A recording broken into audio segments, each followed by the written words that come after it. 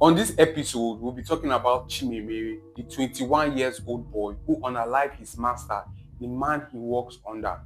But before we continue, please, if you are new to this channel, make sure you subscribe to the channel and like this video. It was said that the crime happened on the 14th of February 2026, but I want to take us back to the past where all the hatred and the anger came out from. Chimemere was given out to Ike, the boss, the man he unalived, to be his apprentice or to be his nwa boy, as Igbo people call it.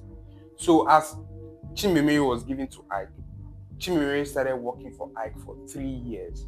In that process that he was working for Ike, it was said that this very fateful day, Chimemere went to church, according to Chimemere, and he got back home, and his boss, who we all know as Ike, pounded on him and scolded him.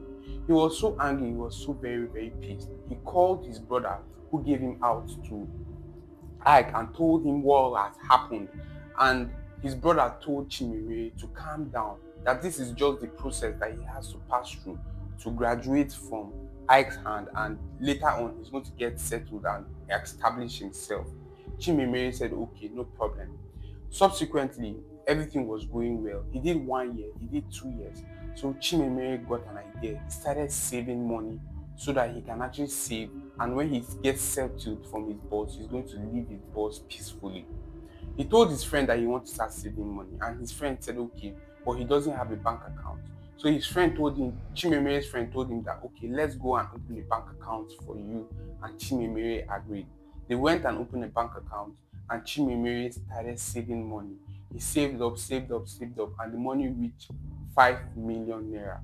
It was said that Chimemere was observing the bank balance through a POS machine, and his friend also was also helping him out in knowing how much was going in, how much was also going out.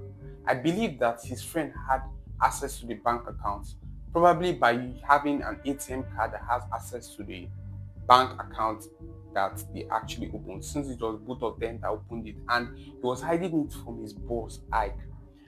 That didn't even end there.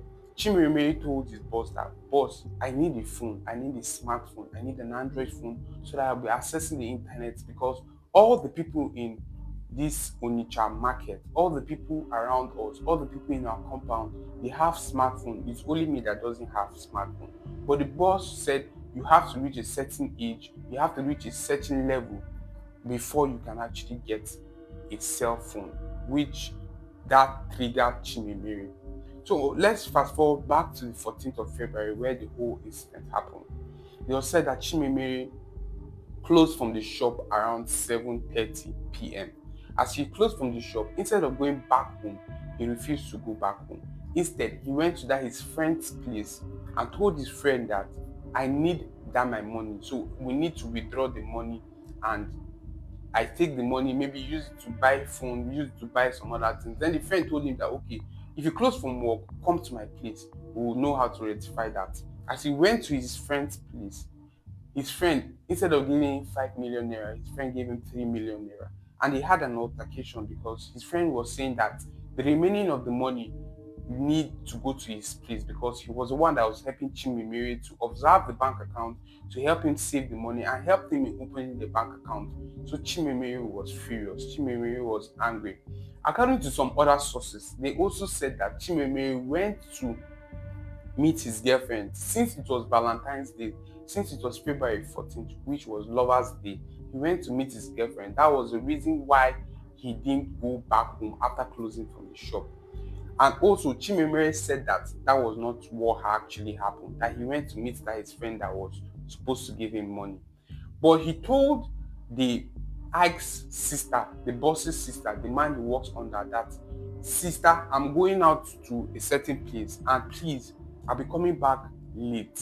I'll be coming back by this certain time, and I just want to go there quickly and get some certain kind of thing. But unfortunately, the boss called home and asked them, is everybody at home? Because I believe that he's not the only one that works under the boss. And the boss said that is everybody at home, is all my apprentices at home, is all my inner boys at home. And the sister who he called and confided on told him that no, brother, all your boys are not at home. Only Chimemere that is not at home, but the rest are at home. And he was already furious. Remember, they already had an altercation where Chimere went to church and came back very late, and the boss pounded on him. So he was very, very furious. The boss was already angry, and he told the sister to lock the door, to not allow Chimere to enter inside the house. And Chimere did what he was doing outside. As he came back home, he couldn't have access to the house. He was very angry. He was very furious. He stood outside for hours. He stood outside for hours and hours, knocking the door, but nobody was answering him. The wife of the boss, who was not aware of the situation, who didn't even know the instruction that was given to his sister by the boss, that's Ike, didn't know what was happening and opened the door for Chimemere. Chimemere got into the house, and instead of going into his room, he didn't go into his room. He stayed in the kitchen. He stayed in the kitchen because I believe that that kitchen was the back door. You know, all these houses that has two doors. There's a front door and there was a back door. So the kitchen door was leading, like the kitchen door was the one that was in the backyard, and Chimere got into the house through the backyard and stayed in the kitchen. I was very, very scared of getting into his room. I don't really know what was going through his head at that particular time, why he was actually staying inside his room. Was he having a motive to actually kill his boss? Was he motivated to actually do that? Or what was his motive? I really don't know. But he stayed in the kitchen. His boss came back home around 3 p.m. in the night. As he came back home, I believe that he didn't want to go through the front door.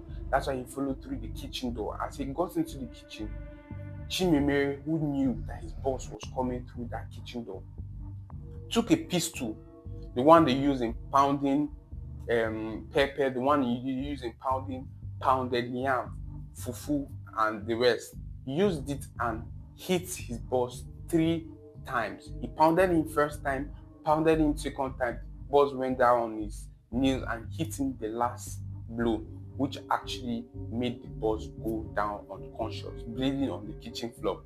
That didn't end for Chimemere, because it was said that he also went to the room of that his sister, Ike's sister, the boss's sister, and also pounded on her. Used that same pistol, hit her the first time. She woke up from her sleep because she was asleep at that time.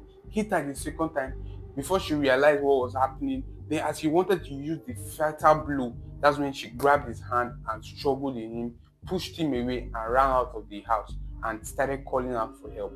Immediately, neighbors, everybody hearing the shout and the scream, came out and grabbed Chimemere, held him down, and they held him till morning came. Then they took him to the police station.